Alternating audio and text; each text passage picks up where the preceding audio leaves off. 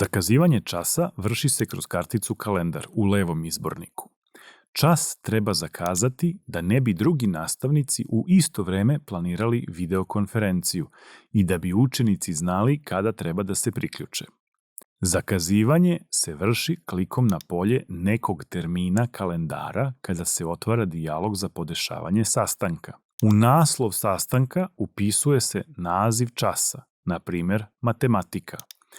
Kada pozivamo ceo tim, ostavljamo prazno polje za odabir pojedinačnih učesnika.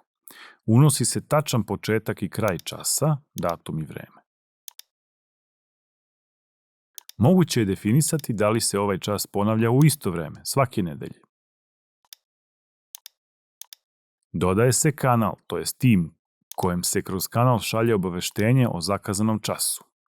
Kada se čas drži na daljinu, nema fizičke lokacije na kojoj se drži.